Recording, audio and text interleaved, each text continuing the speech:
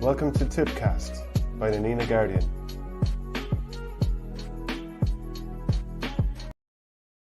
Hello and welcome to Tippcast with myself, Shane Stapleton, with Shane Brophy, Nina Guardian sports editor with me also. Another thrilling week of Tipperary Club Championship action as Loughmore-Castleiney confirmed the double with a 2-14 to 2-13 win over Thurles. It wasn't a great game for 45 minutes, but by God, the finale was something else. We're also going to talk about Drum and Inch in the Camogie, look at the Miller Shield from the weekend. It was the second time out. Moyne Tubby in Munster Intermediate. Carbro Carolan, who's doing S&C with Tipperary for the last 3 years, he's gone to Limerick, or on the way to Limerick. And then Loughmore against Darrow Guinness. We're also going to pick a Tipperary Club 15 Team of the Year, which is bound to cause a little bit of... Yeah, not everyone's going to agree with us on this one, Shane. Like, you kind of sent me a provisional team. Yeah. You've changed that since. I've been on to plenty of people. I threw it out on Twitter. I said, people, what do you think? What's the team going to be? The way we're going to do it is we're going to bring it up on screen a little bit like this, and we're going to pick the team. We want to get comments in. Let us know who should be in the team. But the most crucial thing is, don't just bark out the names. Let us know why. And just one other thing, it's going to be Dan Breen teams only, Shane, because you know, it's going to be messy enough as it is. But do you know what? Let's start off with the Tipp final, the replay. Loughmore 2-14, Thurles Sarsfields 2-13. You'd still be reeling from it, wouldn't you?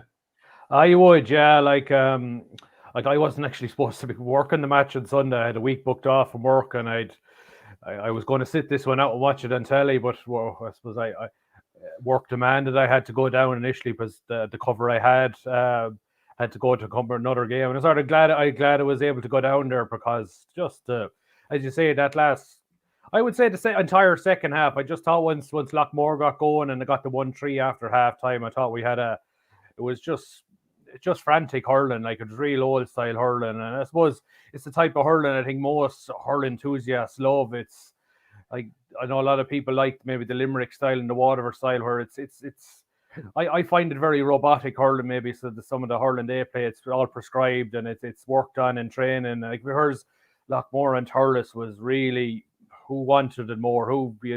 There was a lot of aimless ball maybe going in at times, but just showed you who wanted it more, who was going to win those 50-50 battles to win it. And in the end, look, I think over the course of the two matches, I think Loughmore emerged deserving winners. You know, when we talked about it last week, we were previewing this game. My thought to you was that I don't see how SARS changed too much of what they have. And for the most part, it was pretty much the same. I think the one change was Conor Stapleton being left out of starting 15 and Billy McCarthy coming in. Obviously, he was a big loss. Yeah, like Billy McCarthy has been a huge loss with injury over the last couple of years. And, you know, he probably isn't at 100% or probably even anywhere close to it, but he came in. But other than that, it was kind of SARS did offer up the same sort of stuff we expected. But they did blink in terms of getting Ronan Maher to man-mark John McGrath. That's what I wanted to ask you. Like, so in the heel of the hunt, was it a good thing? Because Ronan did limit him from play to some degree, got a few chances himself, but would he been able to take over the game if someone else had to man-mark? Like, for example, Mickey Cahill, who ended the drawing game by man-marking John McGrath. Well, quite possibly. Like, in fairness, Ronan did his job. I think John scored 1 point from play. I don't know if I just get the program here. Or did he even score from play at all in the replay? I have the wrong match report. He had 1 point from play in the replay. Like, so in terms of that, Ronan did his job. And Ronan probably got that himself, and probably had a couple more wides, could have added to it. Yeah, that definitely. And I suppose, look, John did play centre forward for chunks of the game, which is where Ronan was. But I know, like, when you're asked to take a man marking job, like, your mind is, where's my man, rather than, as the nominal most centre backs is, I'll mark my position. If he drifts, somebody else is going to pick up my man. So definitely from that point of view, Thurles definitely changed things up. They definitely changed up their puck outs.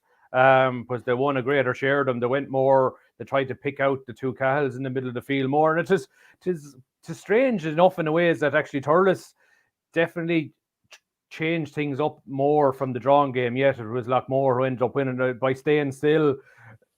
Unlike maybe I kept bringing up Tipperary in 2014, whereas Loughmore more or less stood still, and it worked out for them with maybe just Bark Kieran McGrath coming in at full forward for instead of Evan Sweeney. And look, that was an inspired holding Evan from the bench because it was his jink and run that opened them up for that for the second goal, which was probably was the key moment in the game. Like, yeah, and just John McGrath to get 2 scores that win county finals in the space of the week. After last year, he had almost gotten the winning score in a county final.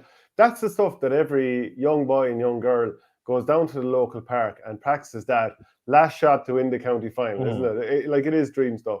Absolutely. And after the year, I suppose the inter-county year he had, like, to think that his form is back. And like there are people out there saying, why didn't he play for Tipp? Like, his confidence was on the floor. Like, you remember the match against Clare in Limerick. Like, he was the shadow of the player we saw. He was doubting himself. He was going to the ball and his touch was off and everything. Like, his confidence and belief levels are back to where they should be. And look, you knew when he was going to stand over that ball, it was going to go over the bar. And I thought he was brave, but I thought he was cute as well, the way he drew the ball back about 3 yards. Like, he was sort of claiming, if I step over the 21, I'm in trouble. But he nearly was baiting the referee to say, are you going to be brave enough to take the free off me for opening up the angle, which was essentially what he wanted to do. He wanted to create an extra angle to give himself a better look. Like, so look, he was clever enough, because I don't think any referee was going to take the free off a forward in that situation, especially maybe after the drawn game, they were denied that line ball to possibly win the game. Yeah, there was a bit of John going on behind him. You could see him. There must have been somebody, I presume, in the backroom team of SARS doing a small bit of mouthing, and obviously the linesman there or whatever. But Jesus, some nerve to just knock that over the bar. And like you said, there was nobody there thinking that he won't knock this over the bar. The question was, would SARS get enough time? And to be honest, I thought that the clock, or it probably took at least a minute for John McGrath to hit his free. It was like 60 minutes and something. And then it was probably close to 62 by the time the puck out was being taken. So there was a bit more than the 2 minutes being played. But I thought that was kind of fair enough, considering it took so long for the free. Would you agree? Oh, definitely. And look, I just took he was just so clever the way he won the free too. You just knew like his brain was into the corner. Like, he's going to get the ball. So he's going to, I wouldn't say Pádraig. I think Pádraig knew he couldn't touch him. I think John leaned into him such a way that it made it look like Pádraig foul. Look, it was a foul, like, from my angle. Like, I thought he bought the free brilliantly. Like, he sort of goaded in Pádraig into maybe a tackle that he knew he couldn't make, but he still ended up making regardless. Like, so. Yeah, it was. Look, I mean, who are we to question a lad? 60 minutes into a game, sprinting around after lads. Yeah. And Paddy Marrett had a great game, but it's a sort of foul that you can't really make. You can't dive in. You have to shepherd the lad out. And again, look, he's a legend of Tipperary hurling, and he's had so many unbelievable games. But look, it wasn't just about the McGraths. Obviously, Brian scored that goal in the first half, and as the father reminded me, it was very similar to Pat McGrath scoring that key goal against Borris-Lee, I think in 1989 or 88 or 89. Anyway, the father was on about 87, I think. Maybe I have the wrong year. I can probably go back over the text, but he was saying that. He had said to me 89, but either way, like even him, like, gambling being that far up the field, like, and there's even the way I think was it. But that's a wing back now. Yeah, you have to follow the play. But but the ball was being worked out across, I think, SAR's own full back line, and that he sort of gambled to be up there, and even I think with Joseph Ryan, he ended up flicking, like, just the way he flicked them. Joseph Ryan was going to rise, and he just flicked it away, and that's brilliant finish as well, like, just. Like, should have been blocked by Dara Stakelum. Had the hook there. I mean, you have to get the hook. Yeah. No, I saw it back again to say how didn't he hook it? But look, you got it. It was a great finish though. Yeah. Look, all credit to Brian McGrath for that. Obviously, he's only back from that broken thumb. He played there a couple of weeks ago, and obviously played in the football. John McGrath for his match-winning contribution. Noel was good at times too. I mean, like, he had a good battle with Davy Corbett, who definitely came out with a bit of credit from both games.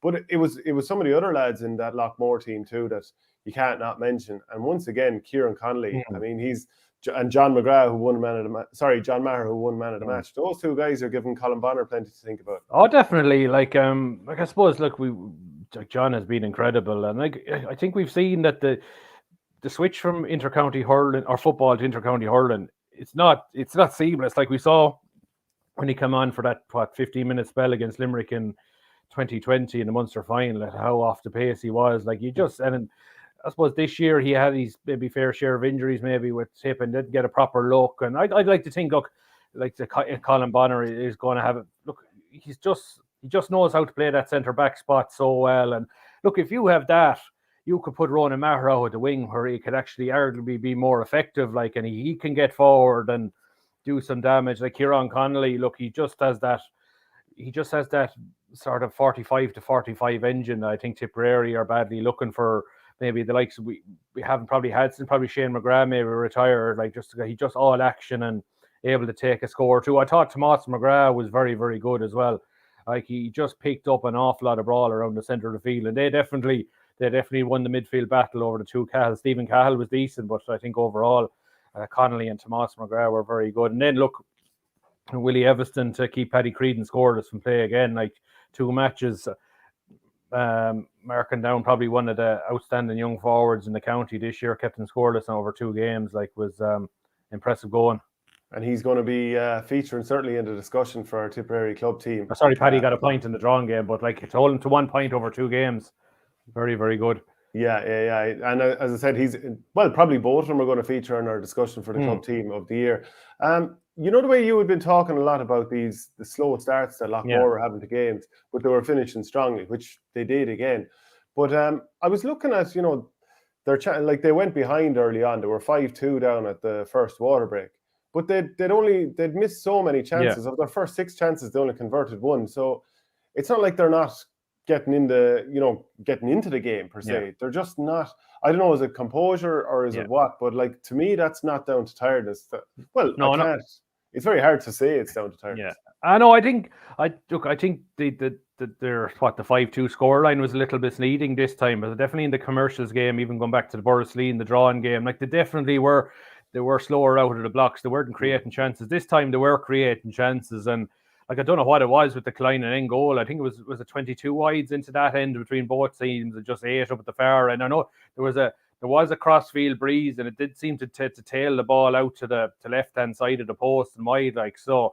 But look, I think 9-6 at half time was probably a false reading of the first half. Was like Loughmore had more of the chances. They should have been at least level. Like Paddy McCormack had made a brilliant save from John McGrath as well. So, like you look up at the other end, it was really the Dennis Maher show. He gotten 2 points in play himself, and I think he laid on 3 of Pa Burke's 4 points as well. So, like it was his ball winning ability over Joey Hennessy that was really, I suppose it was showing up a lot of what Thurles were doing, but still an awful lot of their forwards around them weren't really winning their all individual battles. Yeah, well, that was the thing that we talked about. I mean, when you took out 3 and 6, Paddy and Ronan and the full forward line, and even within the forward line, without Dennis Maher in there, it's hard to imagine that full forward line, based on the 2 games we've seen, are going to be able to win enough ball. Like Pa Burke scored several the first day, a few this day, but Dennis Maher was so key to it. Even when he moved out to centre forward for part of the second half, and he scored a point from there. And I did wonder, like, I mean, obviously Loughmore have won the game and it's over now, and that therefore everything that the management did was right. But I wonder, by not making that switch on Dennis Maher and maybe not putting Brian McGrath back on him, and just, I know Brian McGrath obviously got the goal, but I mean, in some ways, if they had to come up a little bit short, I wonder, would they be saying maybe we should have made a move to try and limit Dennis a little bit more? Oh, quite possibly, yeah. It was a surprise maybe that they didn't make a switch with Joey Hennessy. Like they'd have John Ryan on the bench, and they could have slotted maybe Brian back to full back. But it just shows you, I think, the trust in the management on the sideline, that they trust the guys that maybe are even struggling. Look, they'll work their way into the game. And in fairness to Joey, had a pretty good second half. I know he made a lovely little flick off the hurley there off Dennis Maher as he was cutting in from the right corner in the second half. Like, there's just that there.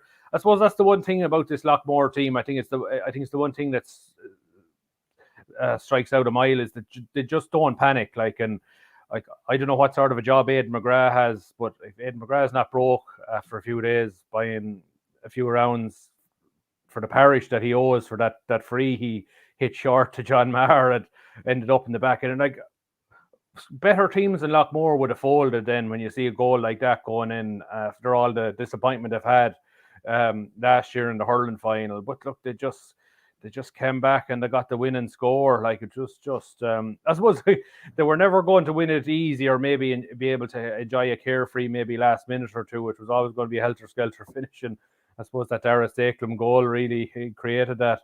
Yeah, like 2-14-13. But when I was just tracking the amount of wides and missed chances, like in the first half, Ed Connolly knocked one into the side net, and John McGrath had a shot that Paddy McCormick saved. Well, they had 12 wides. I mean, obviously the Ed Connolly one is one of those. So I've kind of made a case there for the guts of 2-11. Never mind shots that might have been dropped short. And then the second half, it would just seem to be infectious throughout both teams. The amount of wides. I mean, I know Davy Corbett had 2 in a row there. Ronan Maher had a few. There was plenty of lads hitting balls wide. And I suppose the killing thing for Sars is, I think, for them from place balls. Like if you're getting to a county final, like you've got to be hitting. I know some of them are long range, but God, you've got to be hitting at least 95% of them. In fairness, I think John McGrath maybe missed one in the first half, but after that he was pretty accurate. Yeah, Noel Cahill is clarifying that I presume he's talking about the Pat McGrath goal was 1988 after a replay. I was only a pup at the time, so I I was getting my years mixed up. I was thinking I suppose bringing up Pat O'Neill and Kappa White, that was 1988. So of course Kappa White won it in 87, so it was 88 first, not more. So. And I suppose like the closing stages is one of the most dramatic endings to a county final, and I suppose that's 2 years in a row that we're saying that, and actually twice this year because of the drawing game.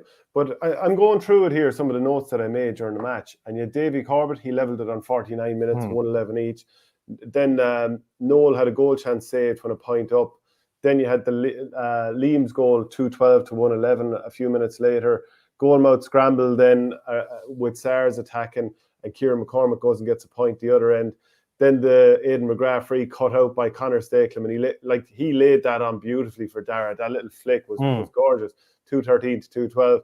Then John with the free to win it at 62. Like, it really was just dramatic stuff. And I think, sometimes people are quick to jump down the neck of Club GAA. And for 3/4 of an hour, people would have rightly been doing it. People who've only a casual interest. But for a finish, I think anyone across the country would realise, this is what club is about. Oh yeah, like I just looked at some of the Twitter comments from neutrals, and they're just watching in and just being enthralled by the finale. And look, I think, I had always say the inter-county game is the cherry on top of the J, but like the cake is the club game. Like it just means it just means more. You just get more storylines. Like you don't get like what the Loughmores do and the Schlockneils. Like it's just the purest of the pure, like the Watty Graham they're up in Derry this year. Like it's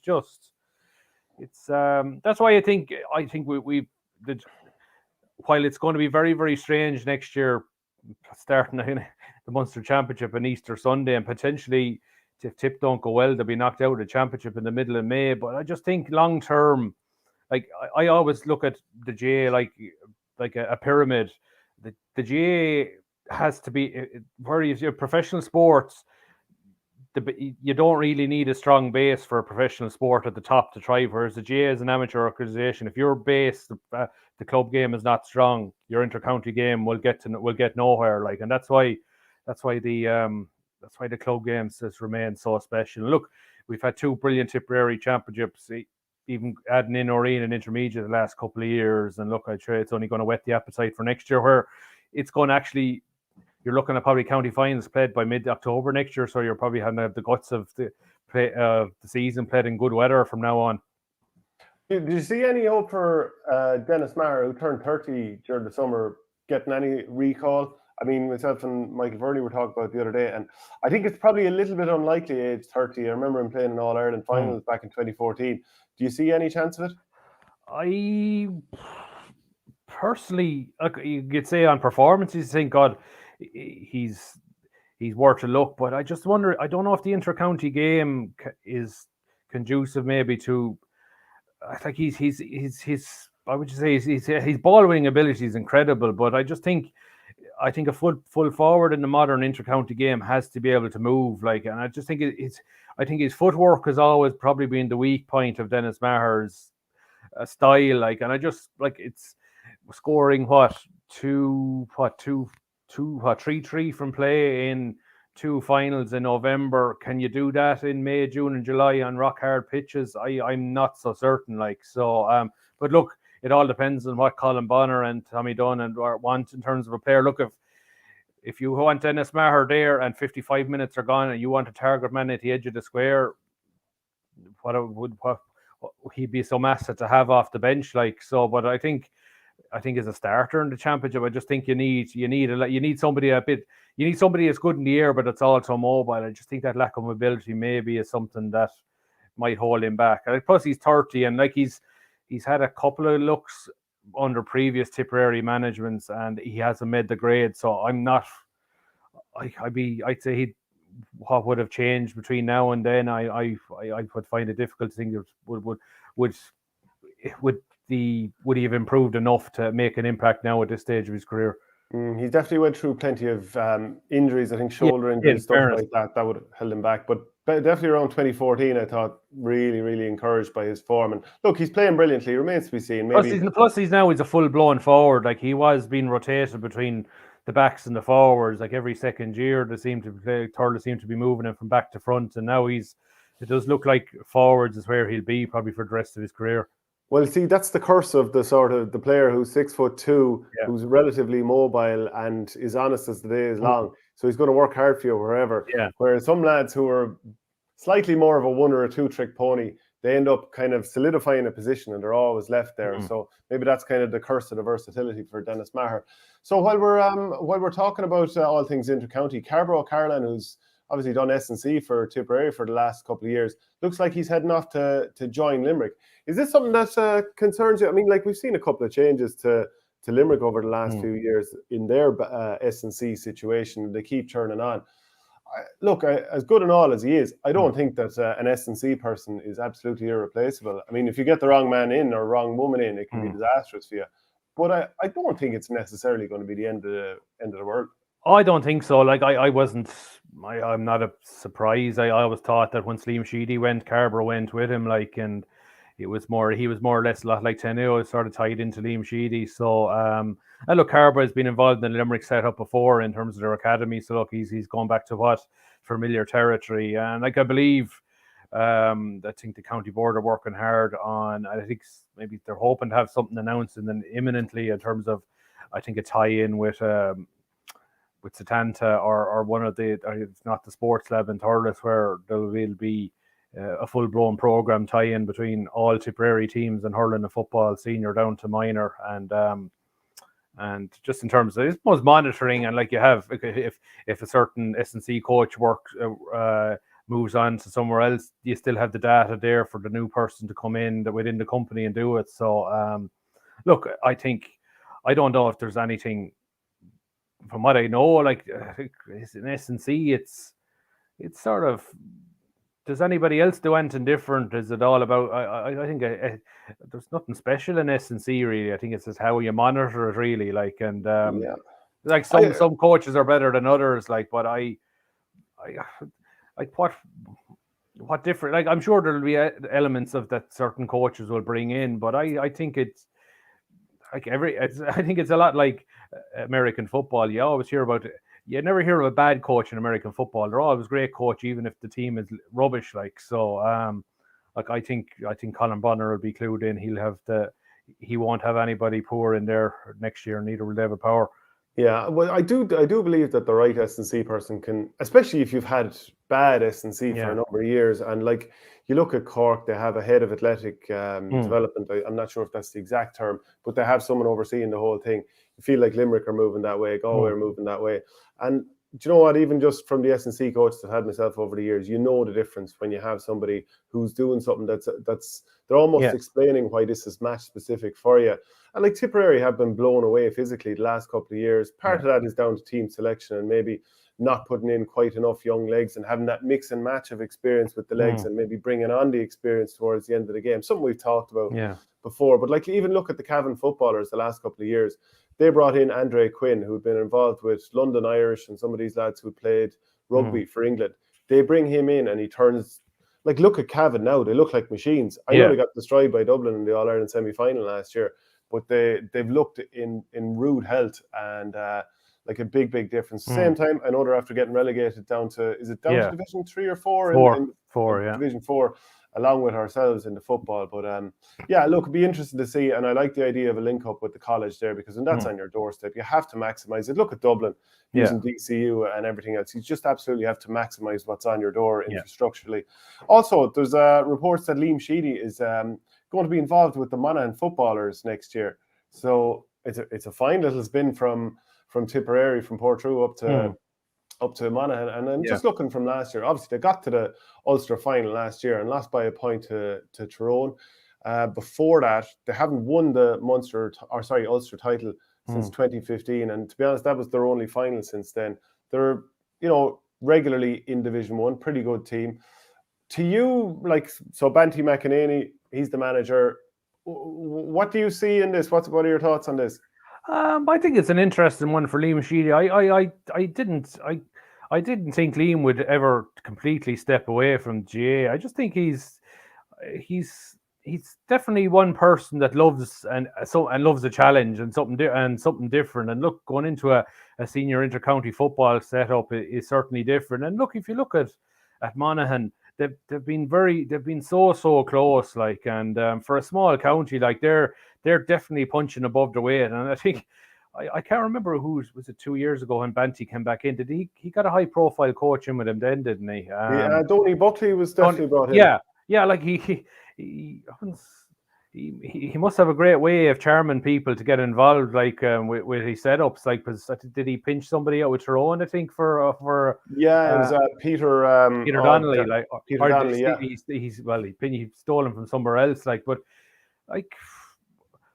Maybe it's I think performance coach. If you hear Liam Sheedy talk in a dressing room, you listen. He's won 2 All-Irelands. You're bringing in an All-Ireland winning manager into that setup as a performance coach. He'll be able to go maybe players one-on-one outside of training, or maybe within what is there anything you want to chat about is there in terms of performance or mindset and things like that. They're not far away. I think this next year's football championship is going to be the most open in a long time. You have Kevin McManaman retired from Dublin this morning, so that's another great gone. We just don't Kerry, or you're just all the talent. I think they're short on leaders at the moment. Tyrone, they're all Ireland champions, but I'm not sure. I don't think they're unbeatable either. I think for all the criticisms of football, I think next year's football championship could be the most open for a long time. Sure, the structure is the problem with football. It's a brilliant sport, and there's great games there. It's going to be brilliant when you get to the quarterfinals, when you have probably 6 to 7, 8 teams left standing who are all at the same level. But anything before that is sure. Look, you have Tipperary this year on the same side of the draw as Clare, Limerick, Waterford. Potentially could get to a Munster final, but are you going to be cannon fodder then for Limerick or for Kerry potentially in a Munster final in Killarney if we get there? Possibly. That's the problem. So. Yeah, so even just looking a little bit more at some of the reports regarding Sheedy with Monaghan, there's talk of a wide brief covering all aspects of preparation and performance. And, when something is as broad as that, it must be very hard for management teams to measure, how effective was that at the end of the year. I know that with Tipperary in the past, Eamon O'Shea had Kieran McGeeney involved, and, different players that have spoke with him. And I'm pretty sure Seamus Callanan spoke about it positively. I know Kieran Donaghy was involved with Micheál Donaghy's Galway hurlers. Galway, we've seen this across the board, and there's a lot of code switching. I don't necessarily see it any sort of an issue in terms of a hurling man getting involved with a football camp and vice versa. But it's just when the brief tends to be quite broad and vague. I just wonder, how does Seamus Banty McEnany decide, well, that was a good thing, that wasn't a good thing? Even John Myler had Dougie Howlett from obviously the former All Black involved a couple of years ago. And I just wonder, how do you measure the performance of these sort of things? I mean, and this is outsider looking in. Maybe it could be a brilliant thing and it just can't be measured. Oh, sure. Look, it's a brilliant. It's successful if you win. If you don't, and if you don't win, the big signing or backroom team signing is the one that the point is. God, what he didn't bring Anton to it. Look, only one team can win at the end of the day. I think there's Eamon O'Shea brought in Kieran McGeeney and his role was very, very loose the year he was with Tipp. I'd say it was only maybe a handful of sessions he was down with Tipp. And I suppose it's like anything. You have to try something different. Like Monaghan have been coming up just short the last few years. Like, could Liam Sheedy bring something different? It's worth the risk. Like, he's not involved with anybody at club level, as far as I know. I'm not sure whether his work situation with Teneo has changed now that Declan Kelly is not to the forefront of the company anymore. So, look, I'm sure he's not probably going to be expected to be at training in Monaghan every 3 or 4 nights of the week. It'd probably be maybe one night a week or checking in with certain players like that. So, look, I'm sure in terms of a challenge and getting it, and from his point of view, maybe if he maybe a few years' time would like another go at Tipp, he may have learned something from being a football setup. But in fairness to Liam Sheedy, he's a man who's constantly learning. Like, I'd say he's a man that just loves learning and loves gathering as much information as you can I suppose, become better at his job, really, either off the field or on the field. Yeah, so we'll keep an eye on that one for sure. Let us know anyway your thoughts on that. And as I said, we're doing the Club 15 from the Tipperary Championship, all Dan Breen on this occasion. So let us know who you think should be in the team, and crucially, let us know why, whether it's on Twitter, YouTube, or wherever you're watching. Have your hotel booked in Salt Hill for the Maybank holiday weekend, Galway and Kilkenny? That will be very, very tasty. I can't wait to see how that's going to go. Come here, Drum and Inch, the Camogie team over the weekend. More glory with them. And I suppose the fact that there's a crossover with the likes of the Everson sisters, with Willie playing for Loughmore. The McGrath sisters. Frankie has 2 daughters on that team too. Like, and you have the Everstons and the Campions. Like, and probably more. Like, it's just. It must have been something else. I'm sure there was probably a rush to get from Cleedy to Semple Stadium for the replay, and I'm sure there was some of the boys, the men's team couldn't go to see the Drum team play. But look, it's just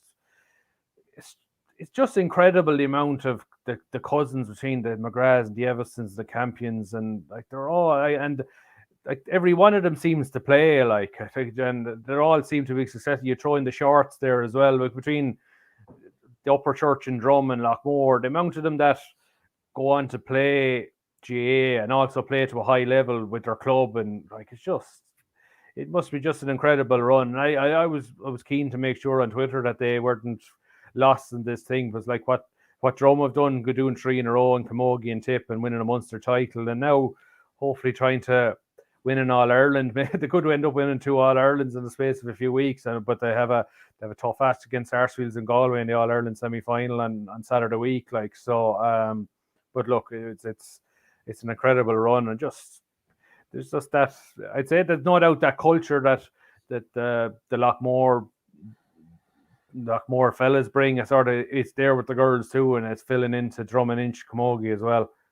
And while we're talking about Munster Championships, we will be talking about Loughmore against Aero Guinness, which is coming this weekend. Might as well have just a quick little look ahead to the Ballygunner game in the Munster Hurling Championship.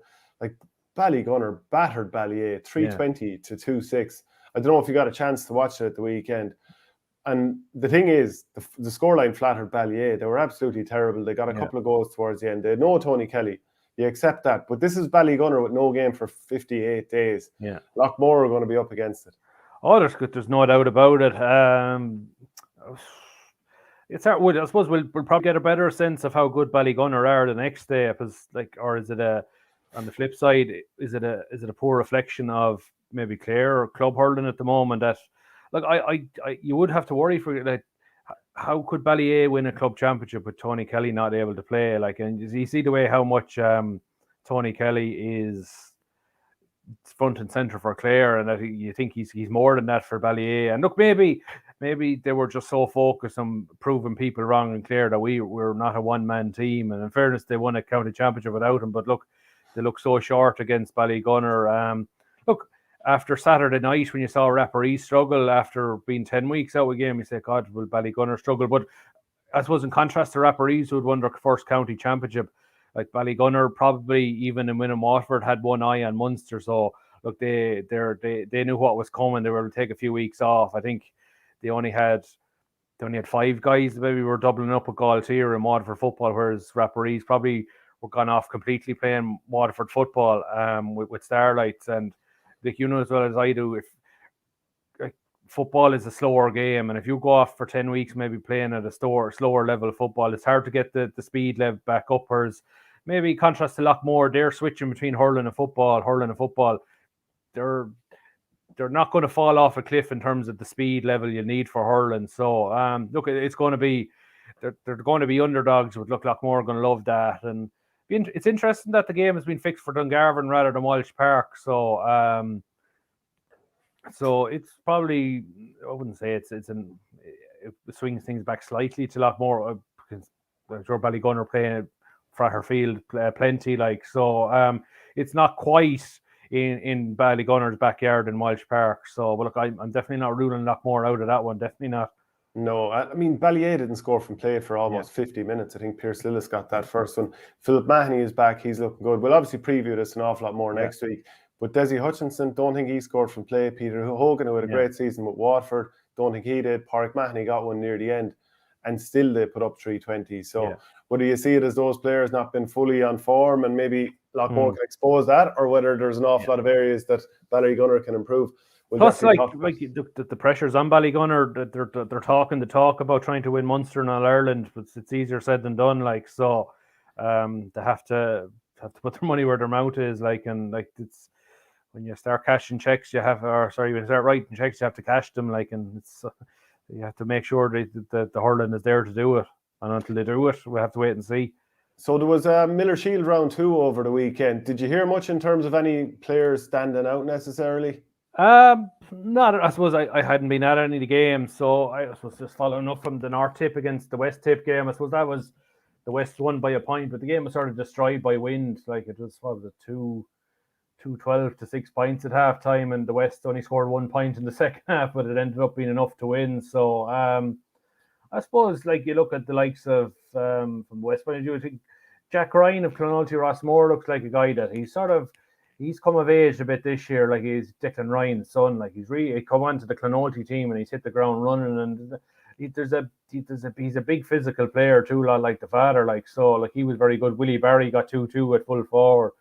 He's another one. In terms of, the North, I suppose maybe a lot of the players, maybe they played the previous week, the likes of Keane Darcy and Alan Tynan, who did well the previous week, struggle in this one. But that's the thing. Like, it's like who's really going to stand up from week to week? That can be a little difficult. I didn't hear much about the South's win over the Mid. We know the Mid are pretty compromised with the few players they can pick. And I suppose it'll be interesting to see the Mid next weekend when they have, I suppose they have the Thurles and the Mine Temple 2 contingent to put back in there, particularly the Mine Temple 2 guys, the likes of Grode O'Connor and Conor Bowe. I suppose there'll be a lot of eyes on their game with the North. I think that'll be, while the West and South could be maybe a tie to maybe win it overall, particularly for the West. So I think the North v Mid game will be intriguing enough to see, particularly from the Mine Temple 2 guys, and how Grode O'Connor and Conor Bowe will go if they fit into that team. So I didn't see any fixtures yet about where the games are this Saturday.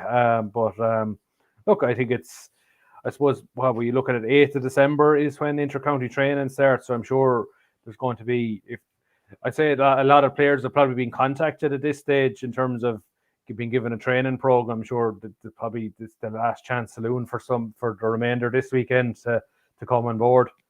And as we're talking about Mine Temple 2 and some of those players you mentioned there, Grode O'Connor and Conor Bowe and so on, they played in the Munster Intermediate Club Championship over the weekend. It was a fairly heavy defeat, I suppose, for a finish against Kilmoyley, who are the champions of Kerry. So it's like of the Kerry Senior, I should add. So it's team number 1 in Kerry versus the third tier champions in Tipperary, team number 33. Yeah.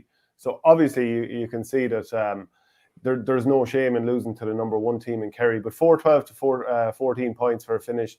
Maurice O'Connor and Adrian Royal, they got goals in the first half, and then Darren Nolan and Maurice O'Connor again netted in the second half just to extend it out a bit. So it was a bit of a disappointing one. And Liam Lonergan says here, pretty sure O'Connor did a hamstring for mine against Kilmoyley. So we'll see.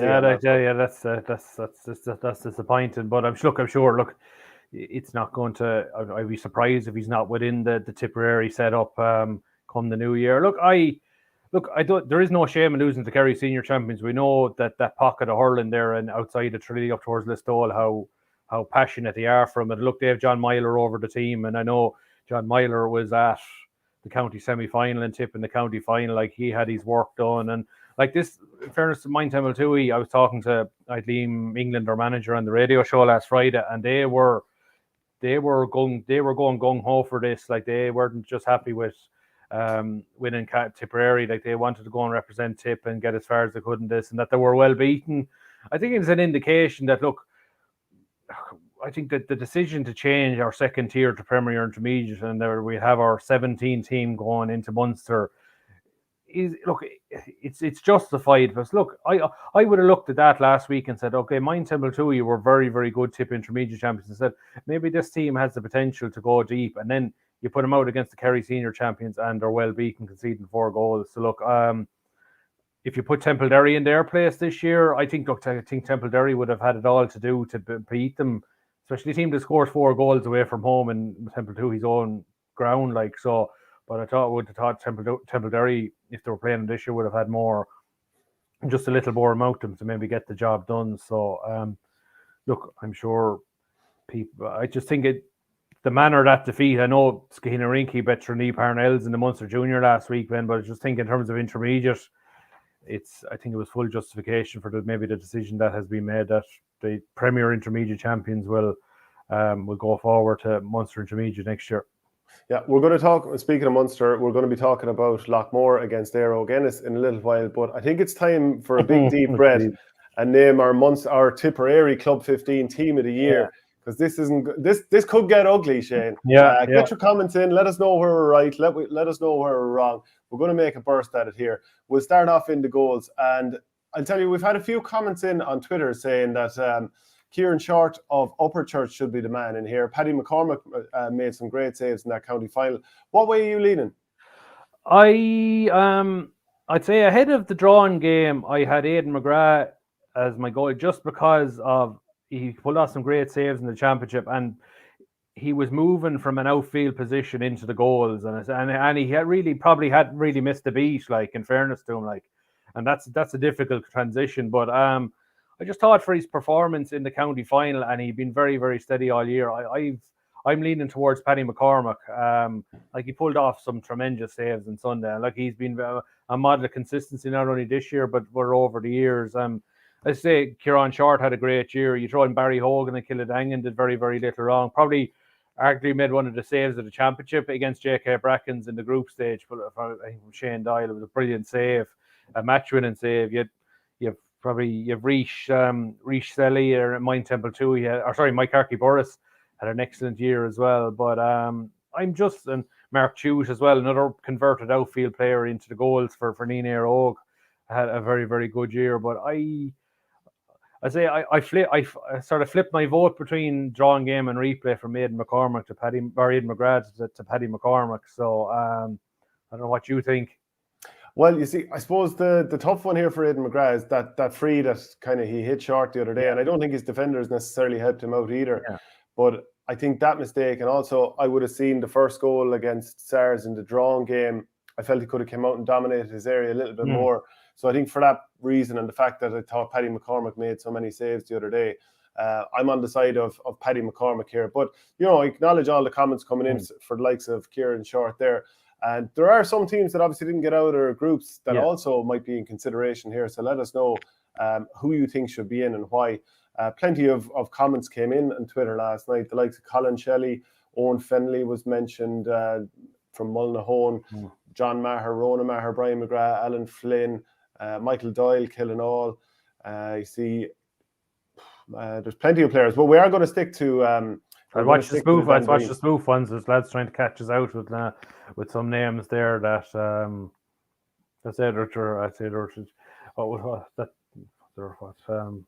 he's trying to rig these things and trying to get guys in that shouldn't be there. So we want to be careful. Yeah. So okay. So the other thing we're not going to do is pick a load of centre backs. So I mean, you could easily pick Rona Maher, John Maher, Alan Flynn, all these players, but you can't put, like, as far as we're concerned, we're going to try and pick lads in their positions. You'd recognise too that a lot of teams, they play with 2 men in the full back line, but there's generally a lad who minds the square who you'd consider a number 3. Paddy Maher being an example, James Quigley being an example. And then there's other guys who you think they're more the cornerback of the duo. And then there's like the travelling cornerback. So they're the lads that we're going to try and do it that way as good as possible, because otherwise there's too much horse trading and you end up with a load of players and no balance to a team whatsoever. So the cornerbacks, who would you be looking at for the cornerbacks? I see like may I offer a Burris Lee suggestion first and foremost, and say Seamus Burke had an excellent season. He's in. Yeah, like he's in. My two would be Seamus Burke and Burris Lee and Willie Everston of Loughmore-Castleiney. I actually couldn't argue with that at all. So we'll go with those. And who would you be looking at for full back? Yeah, I know. I just want to mention some honourable. I suppose if we're picking two, I want to mention maybe some of the guys that came up short. The aforementioned Colin Shelley was very good for Monaghan. Dara Flannery, outstanding for Killadangan. I think I would say he was probably very unlucky. I thought Paul Maher in his first year in the Thurles senior team, cornerback, was very, very good. Larkin Egan as well, the other cornerback for Loughmore, very, very tidy defender.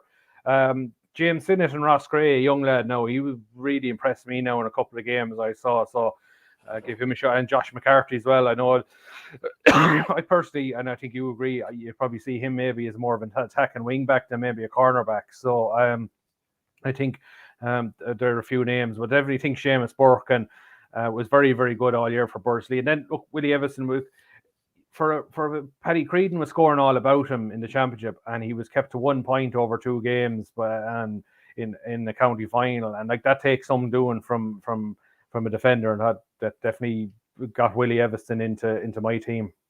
And who then would be the candidates for full back? I mean, Paddy Maher's pretty obvious, and I would say for his performance against Killadangan in the semi-final, that would almost be the biggest reason that I'd be pushed in for this. But before we settle on it, who do you think are the other candidates? Oh yeah, I think for me, I think James Quigley is.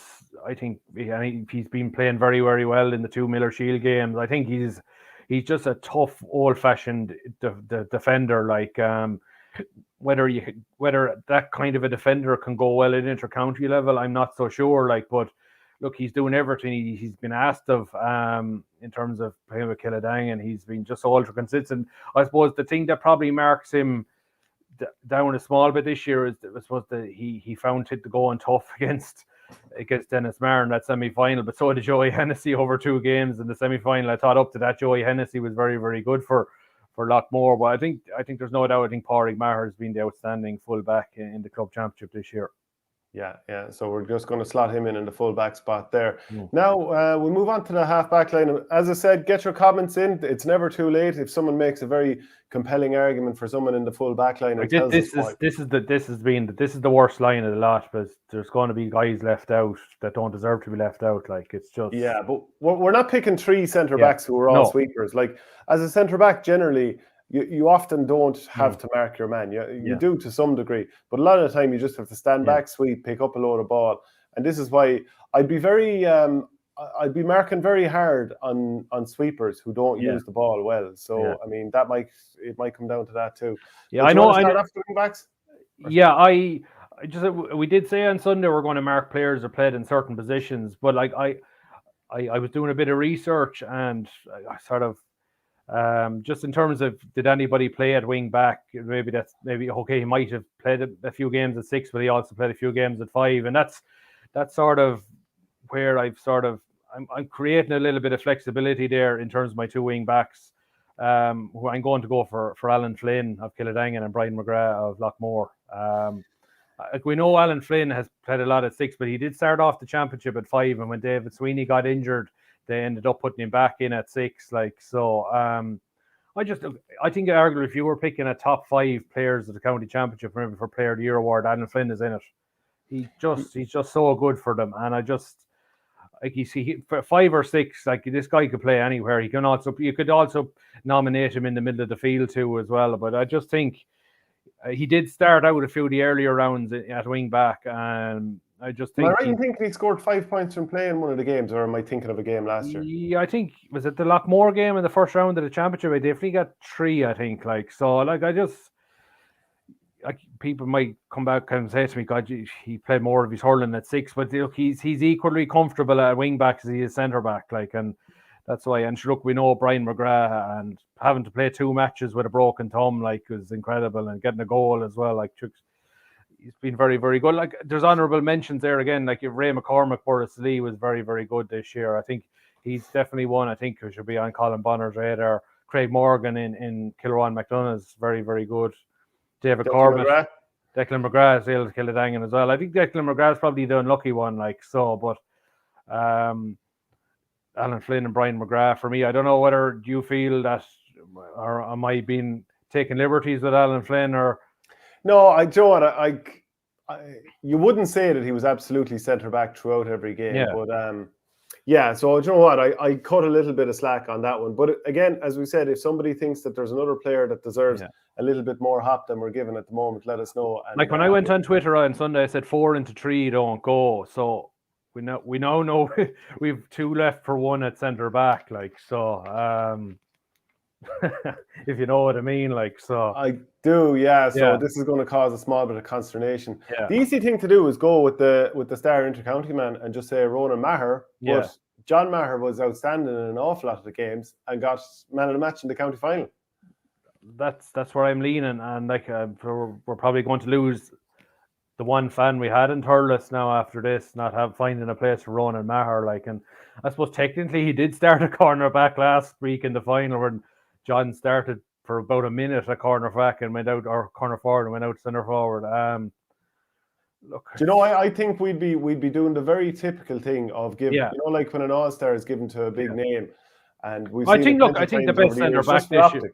I think the best centre back, and purely on these 2 county final, and I think county final performances have got to count for extra votes, as they do maybe in the GA All Stars, and that's why I think John Maher, just incredible. Like you think he didn't look like a player that was carrying an injury in the drawing game. He was riding smooth, and that catch I think was about 6 or 7 minutes to go, like, and just mounting the hurleys, and this guy comes out of the clouds with the big left hand, like, or sorry, the right hand as he is, like. Incredible, like so. Yeah, I mean, sometimes I kind of harden him in terms of the use of the ball and the fact that I'd like him to win ball, turn and drive out with it, and maybe just bring someone else into play, bring the midfield into play. But there's no denying his impact, especially when it became a bit of a game of tennis in terms of the ball was just being smashed through the clouds, and whoever could come down with it. Like, he was brilliant. He deserved. It's not that Ronan Maher had a bad year. It's just we're picking 2 outstanding candidates for number 6, like, and Ronan didn't play in the wing. He didn't play in the full back line. So it's straight up. And I think people would slate us if we just threw in 3 centre backs there and try to give ourselves. And look, it was always going to be 4 into 3 anyway, because like I say, did I go through some of the other nominees? Like you had Niall O'Mara, Kilruan, very, very good. Barry Heffern and Nina Rogue, I thought. But I know he played some games at 3, but like when he's at centre back, he's lording it. And Owen Fenley of Mullinahone was mentioned earlier on, another one who had a very, very good year as well. Yeah, without question. So we'll drive on to midfield. Do you know what? I think there's no doubt about this one. I'm nearly going to throw it in before we even have a discussion. Kieran Connolly in there straight away. Yeah, definitely. Like he'd be up there for one of the players of the championship there too. Like just ultra consistent. Let's say it goes to between the 245s. He can pick off a score as well. Like did he hit a couple of? I'm not sure. Did he hit a couple of bad wides in the first half? But look, a lot of guys did. But like he just has that engine about him, and like you need somebody that is just going to get on that ball and maybe take off on a 10 or 15 yard run, maybe to stretch the field as well, and you saw how good he was with the Tipp under 20s in 2019, and I just think he's matured, and he just looks like a guy that has that physical presence about him, and looks like a guy that has a lot of the S&C work done, and. Like I suppose we can come back to Loughmore. I think a lot of credit goes to the S&C man, Murtagh Brennan. Like he has them absolutely purring. Like, and very few muscle injuries. There are very few lads breaking down, and they seem to be they're strong in the tackle too, which they need for Gaelic football as well. So definitely Kieran Connolly for me. An easy choice at number 8. Yeah, he definitely is. I think Stephen Cahill made a good impact in an awful lot of games. Another person that I think is worth mentioning, he plays centre back, but still, I should have mentioned him earlier. I thought that Paddy Cadell was very, very good in the club championship games that he played. So just to kind of touch on him before we move on too much further, who else is in the shake-up for midfield? Is there anyone from like the lesser obvious clubs, teams that didn't get to the semi-finals? You mentioned Paddy Cadell, and he's sort of the one I'm leaning towards for the second midfield, because like he did play 6, but he played an awful lot of 9 as well. Like so, but like there isn't an outstanding second candidate. I suppose you have Stephen Cahill at Thurles Sarsfields, probably. You Sean McAdams, Kilrowan McDonald's had a very good year. Tomas McGrath in the final. Evan Fitzpatrick and Ross Gray, and very good. Brendan Maher as well. Kevin Maher was the red card probably against Mullinahone, probably marks him down. I'm sort of leaning towards Paddy Cadell, maybe ahead of Stephen Cahill. But if I went back towards Stephen Cahill, I said Paddy only played 3 matches, like, and then Stephen probably played 4 knockout games on the back of that as well. So probably was he midfield? I just don't think Paddy Cadell was midfield enough, really. Like when I watched him, that can't remember who it was against. Possibly was it Loughmore they played on a Friday night and I thought he was great, but to me he was driving out from centre back. So Stephen has probably played 4 more matches in the championship between 9 knockout stages and replay. So there's nobody else really sticking out for me. Well, here's where we could do with people getting their comments in and let us know. Let us know now before it's too late. The team is picked. Who do you think should be in, and crucially, why? So it's to stick in Stephen Cahill for the moment, and if people can come in with an obvious maybe omission from our viewpoint, we can reassess it by the before the finish. And one thing's for sure, as often as possible, we're trying to make sure lads are in their correct positions. We'll drive on to the half-forward line. Anyone particularly standing out here? Where are we throwing in John McGrath? Now, this is the thing where forwards are a little bit more interchangeable. I think there's a bit more flexibility allowed in the forward line, because like they're constantly on the move. Maybe apart from maybe some guys might play particularly at full forward, but I'm having the 2 McGraths at 10 and 12, Noel and John. You're not overly sweet on Noel, Well, like, look, he's a legend of the game. Don't get me wrong, but against Borrisoleigh, I thought for the most part Ray McCormick kept him very quiet. Yeah. First day out, I thought Davy Corbett did a very good job, even though like Noel was still involved. And the second day out, I thought Davy Corbett again did his job relatively well. So they're the 3 biggest games of the season. Yeah. So to me, I wouldn't be fully sold on that one. Well, I think definitely start in John at 10. I think I think he's best hurling is in the half forward line. So but seeing as he was wearing the 11 and 15 jersey, I'd like to see him in I'd be happy to see him with number 11 on here. Yeah. You know me, a bit OCD. Okay,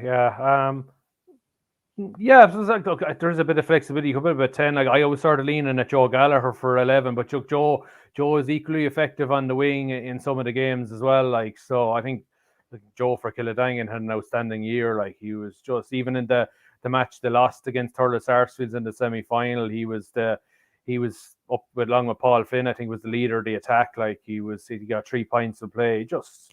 He's just so ultra consistent for that club. So he is. I think any half forward line has to have Joe Gallagher in it. Okay, well, look, before we do that and throw in a few because there are a couple of these positions that'll be up for grabs. Let's go with the people who absolutely are guaranteed to get into the forward line. Was John McGrath and Dennis Maher is shoe in at full forward. Like so that's 2 of the positions gone straight away. Yeah. Is there anyone else that you think is a can't miss pick? Paul Flynn, Kildangan. Flynn, so having him in the inside line, like he can play 14 or 15, like, and he's played some games at 11 there as well, like so. Like I think he was very, very good all year too, like so. Yeah, I'd be happy. So then we have the Flynn brothers in there. Yeah, so I'm happy to go with that. So that's half of the full forward line, or sorry, half of the forward line pick. Yeah. Anyone else that you absolutely have to have? What about Pa Burke? Obviously, the second half didn't really pan out the way he did in the county final. I know we were chatting about it. Do you go with Paddy Creedon, who was very, very good up to the final, or do you go with Pa, who had 2 very, very good finals and was very solid up to that? Like, where do you go more on the 2 drawing games? And Pa had a good game against Kildangan in the semi-final. Do you put more weight on the last 3 games than rather than maybe up to that? I'd be more inclined to go with Pa Burke here. I think Paddy Creedon, I mean, the way he played in that semi-final with the 5 points from play, he was excellent that day. But if I'm going on the final, Pa Burke, and like I even think back to the group stages, blasting a lovely goal against Upperchurch. Then you get a great goal in the quarter-final against Clonty-Rossmore, just an emphatic finish. Yeah. To me, Pa Burke would be ahead if you're just looking at those two players. I think I don't think you could not have another Thurles Sarsfields inside forward. Like, so you probably go with Pa. Like, I suppose you have to throw in the likes of Jack Shelley and Mullinahone, who had a super year. Like, he was probably more a full forward. Maybe did he score 2-4 or 2-5 in one? Tumivara, and then was that Mikey O'Shea as well? Have a good year. Yeah, he did a good year. I thought Eddie Ryan and Boris Lee was very, very good for 18 years of age. But probably a lot of his scores are from frees. Look, they still have to be scored, but like I think maybe there's probably more to come from Eddie. I think Dara Woods in Holy Cross had a very, very good year too. Jack Ryan and Clonty-Rossmore for probably a new face down there. I think we're going to see an awful lot more from him as well. Like, so, I can't see how we leave out Conor Kenny here. By the way, like he was scoring 4 and 5 in different games. Well, I think Conor's probably one you'd probably lean towards a wing forward position as well. Like, so. Well, to me, I thought he was just exceptional for Bursley, and I know he got blocked down for that chance in the semi-final against Loughmore when it might have allowed Burrs to kick on. But to me, like I think we have the full forward line picked, haven't we? Yeah. So you're looking at two wing forward positions. Is there anyone from the likes of Tumivara maybe that we've forgotten? Anyone Shane Doyle from, I'm just thinking of those 4 sidelines from Atkins that day. Yeah. That was outrageous. Yeah, I think you have to have more weight. Look, I don't think you can't mention the half forward line without Owen Kelly's contribution this year at his age. But it's like I'm going to get my way with Conor Kenny. Moose is loose. Does that mean if you're getting Conor Kenny, I get Joe Gallagher? Like, so. Well, look, there's always going to be horse trading in this sort of thing. Will we lose any friends we have? Like, I know, I get your. There's no friends, Shane. No friends. Like, it's I get. You see, that means leaving out Noel McGrath, which you're leaving out arguably is Liam McGrath being more effective than Noel McGrath maybe in some of the big games in the hurling championship this year as well. Like, so, I think Brendan Maher kept him pretty quiet in the semi-final, but like he did score the equaliser. He was very good the other day, so I can see definitely why you'd. But then, if you were thinking 6 forwards for Loughmore, you have John McGrath up here, and just in terms of match-winning contributions on certain days, like you think. John did an awful lot more than everybody else in that. So maybe we are probably does a second Loughmore forward make the start the team of the year? You're probably Noel and Liam probably neck and neck maybe with Joe Gallagher with Conor Kenny. So well, look at it here at the moment. Yeah. How many players do we have from Loughmore? 1, 2, 3, 4, 5. How many stars? 1, 2, 3, 4, 5. Yeah. And a team that was after 120, maybe 130 or 35 minutes over 2 games were separated by just 1 point. Yeah. I don't think there's a huge issue in having them. I know people that look at this and think it's the same as the JL. It's the 4 semi-finalists, but like you're playing extra games plus. Loughmore and Sarsfields played 2 extra games. Yeah, and I think the more games you play probably has to carry a bit more weight. And I know, like Paddy Cadell and maybe Josh McCarthy, the guys that maybe got knocked out in the group stage are probably being hard done by maybe, let's say, Niall O'Mara, maybe Craig Morgan. Like, but I think the more games you played certainly carries extra weight. And like you're not even including maybe Dan McCormick with a very, very good year for Bursley. Say Ray it's I know we don't have an official club team of the year, but God, in some ways I think why don't we have one? But in other ways, God, I'd hate to be involved in it because you can't win it. Like you'd hate because you're leaving out quality there. Well, you see, it's up in Dublin. It's all the Dub Stars has always been picked, and it was called the Blue Stars at one point. But like people get over it. I mean, there are a lot of people that are picked on the teams just because of their name, and sometimes their name alone, or certainly a player who's had a great season who wouldn't be the flashiest name often gets left out because they're not the big name. Like, I think we've done our best not to do that. Yeah, no, like I'm looking at the team I picked, and there's 13 in my selection that made it. I'd say if you went in yours, it's probably the same. We'll probably flip flop on a couple of players, like, but look, I think I think it's based on what we've seen. I think it's a very. It's hard to argue. Like you'll always argue the toss over some players, but I think the core of maybe 12 or 13, I think, is there of what you would want from a club team of the year. Okay, well, look, we'll run through it one last time, and people get your comments in before the end of the show. We're not there's always room if people get the comments in on We'll time. stick a screen grab up on the Guardian Twitter handle, and you can absolutely hammer us to your heart's content if you want. Like so, but like it's I think it's a fair representation of what we've seen throughout the year. Yeah, so here's the team in full. Paddy McCormick of Sars in goals. Seamus Burke of Burris, cornerback. Paddy Maher of Sars at 3. Willie Evanston at 4 of Loughmore. Alan Flynn, John Maher and Brian McGrath. Kieran Connolly and Stephen Cahill. Conor Kenny, John McGrath and Joe Gallagher. And full forward line of Paul Flynn, Dennis Maher and Pa Burke. Just quite interesting. It's a mile off what the actual Tipperary intercounty team is. How many Tipperary starters do we actually have there? Paddy Maher, Alan Flynn. Right, I think Brian McGrath will be a starter next year. Yeah, he might be, but current starters. Yeah. And John McGrath wasn't starting last year either. So you're actually looking at just 2 starters of the Tipperary team, which is quite interesting. And if you throw in, is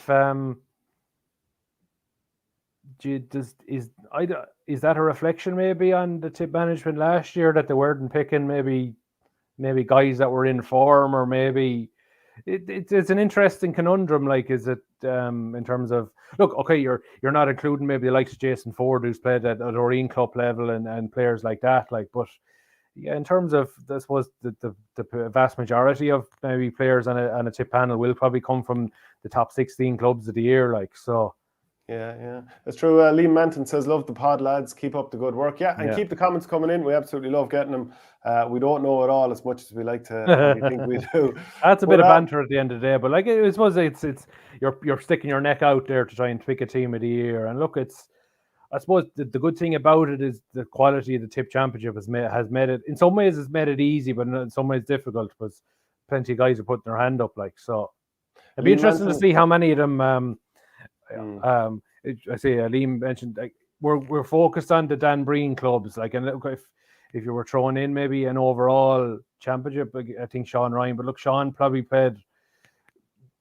putting Sean up against maybe quality top end Dan Breen defenders, how well he would have done. I suppose we'll know that next year when he's in there. So I think, look, I would have seen a good few Oreen matches, not them all, and like it's probably harder to get a full flavour of. I suppose if you had to sit down and pick an Oreen Club 15, you probably you would through the live stream, you were able to get to see a lot of the Dan Breen matches, like I did, and got to see them, rather than you probably wouldn't have seen an awful lot of the Oreen matches, because it wouldn't have been a live stream. So look, I think if you were picking an Oreen overall player of the year, Sean Ryan is it, like, so I think we're definitely going to give him credit for that, like, so. Yeah, without question. Will people get your comments in before the end of the show? There still is time to change the team. If you can let us know not only who should go in, but why, because that's the crucial part of it. We're doing our best to justify our decisions. We know not everyone will agree. But the Munster Club Football Championship, that's out this weekend. Loughmore-Castleiney against Aero Guinness. So just a bit of background, I suppose, on Aero Guinness for people in Tipperary who don't necessarily know the ins and outs of the club. They won their first Clare title in 15 years, beating Kilmurray a brick in 119 to 9 points there recently. Apparently, they've gone more defensive this year, haven't conceded a goal in 6 championship matches. Former Limerick football captain Shawnee Buckley is coach. They have a few Clare hurlers in there now. Shane O'Donnell, who had a lot of concussion issues this year for an extended period of time. Did you read that article in the Sunday Times? I think that. Yeah, it's pretty horrible stuff. He went through a few weeks of just being. Like, you just wonder, like, how was he even, like, such an intelligent guy like that, and he's so well schooled. He's went to Harvard. Like there must have been a point for Shane, and it might even come over the winter. Think, is it worth the risk for me going back to even play any level hurling next year? Because is one more bad concussion, could that have long-term damage for him? Well, this is the thing with concussions. The more you've had, the more prone you are to further concussions. So, yeah, definitely a smart guy, and he'd probably take time to make that decision. But just looking at some of the Clare hurlers that are playing for them, Aaron Fitzgerald, I think people would have seen him play during the league. I think he suffered maybe something like a shoulder injury, so we didn't see him during the championship, or certainly didn't see much of him. Aaron Fitzgerald, David Reedy, he scored a couple of points in that county final, and Gavin Cooney is exciting enough young corner forward. I'm pretty sure I saw him play for the minors just a couple of years ago. And just to reflect on Loughmore, obviously beat Clonmel Commercials 112 to 111. What is it, 10 or 11 days ago at this stage? Is this a game that excites you? Is it a game that Loughmore can win?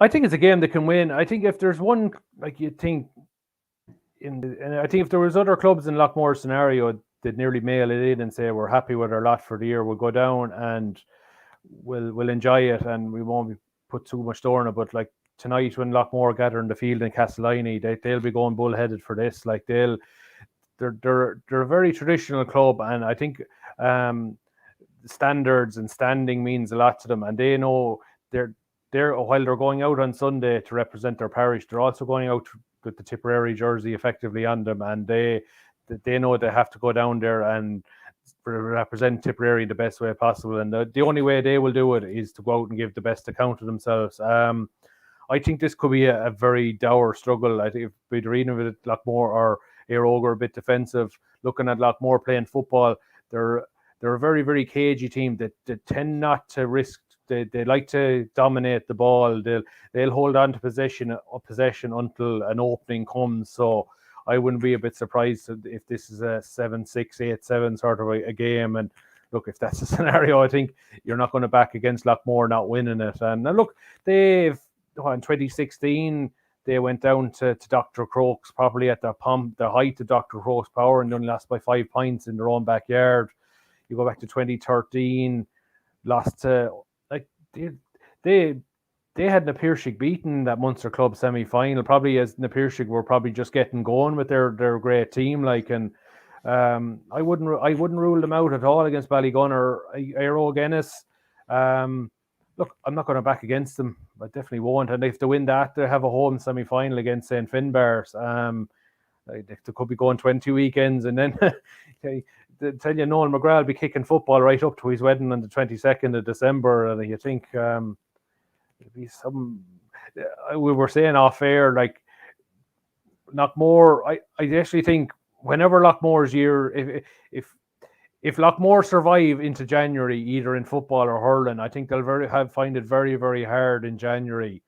Like when they stop for about a couple of weeks, I know they'll stay training over Christmas, but just the momentum of going week after week, if suddenly they have to go a 2 or 3 week period without a match, I think that's going to be very, very hard to pick things up in January if they're still in either one or both of those Munster club competitions. So I'm definitely not going to rule them out of getting to either final, and they're still standing in January. I think this weekend, if they get through this weekend and they're back on the horse, and the county final celebrations are behind them, they'll be hard to stop. And like they admitted themselves during the week, they celebrated the football final and they were still able to perform after the hurling final. So I think they'll be well prepared for this match on Sunday in Ennis. And I'm sure. Look, it's a great day out. Like they're able to. I'm sure, as Frankie McGrath said to me a few weeks ago, look, the parish must be broke, like, and going to all these matches, and now they have to find extra fuel in the car to drive to Ennis and this Sunday and drive to Dungarvan the following Sunday. It's great for them. You'd be envious for their supporters at this stage. Yeah, I'm actually envious to the players, because just from my own experience of playing in Leinster Championships and in the All Ireland series, it's so great going around the country playing in different grounds. Sure, like obviously the county players, the McGraths and so on, they've played in different grounds all over the country, so it's nothing new to them. But as a club player to go and play in, Ennis, or then go down and play in Dungarvan, that sort of stuff is brilliant. Like it's so enjoyable. And you're representing. I think of playing in Carlow, that tunnel that goes down under the pitch, and great memories, and obviously some bad ones too of going down there and going up and playing in Armagh in an All-Ireland semi-final. That stuff is brilliant. And for the Loughmore players, like the more of this, the merrier, I'd say. And you know what? The other thing, 2015, we won the first county final with that team in Dublin. We went and boozed hard that night and boozed hard the next day, and went out and battered Coolderry like, so that was the Sunday, a few days of the booze, battered Coolderry the following Saturday, and it didn't take a funk out of us. No, Let them enjoy it. They'll be ready to go again. And like I'd say, Frankie McGrath is a guy that seems to have his head screwed on, like, and he said himself, like, there was no point in not celebrating the Clonmel game, but you have to let off a bit of steam. Like, the worst thing you could do is not celebrate what you've won and then regret, like, why didn't we celebrate what we had achieved? Like, it's, I think you see an awful lot of, and I know it was thrown at the New Zealand All Blacks that they were on the booth. Like, they probably had 1 pint of Guinness in the Guinness storehouse, maybe 2 before the Ireland game. Like, and they still went out and they were beaten because Ireland were a better team a few weeks ago, not because they were on the lash. Like, you see an awful lot of rugby teams, like, they go for a few. They would have a few bottles of beer in the dressing room after a Six Nation game, and they'll still go out the next weekend and play incredible. I think this alcohol ban thing is loaded. I think I'm delighted to see it sort of being phased out of the GA, where you can't go and have a few pints after, provided you're not going on the lash for 3 and 4 days and you're having a match the following weekend. You can't do that. I would be surprised if Loughmore didn't really park it after Monday night. Maybe they went to last night, but like, if you have matches ahead, you've got to be able to park it. And look, the good clubs know how to do it. And look, there's an element within the county who don't like this Munster club, and they think, look, we should be playing under 21, and we're holding up under 21 for a couple of clubs. You can't tell me, even though Mine Temple too, he lost last week, and that they got great pleasure of representing Tipperary in a Munster Championship.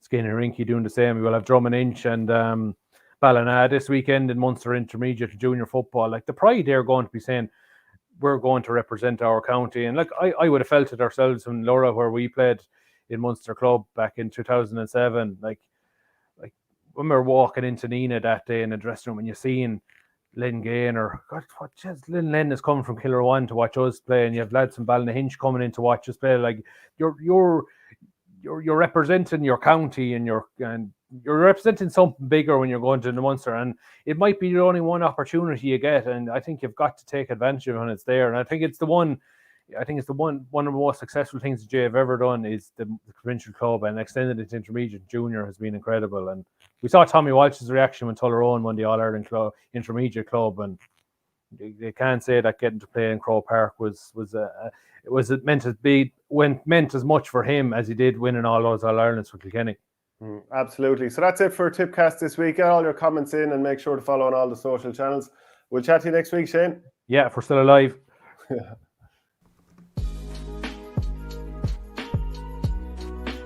Welcome to Tippcast by the Nina Guardian.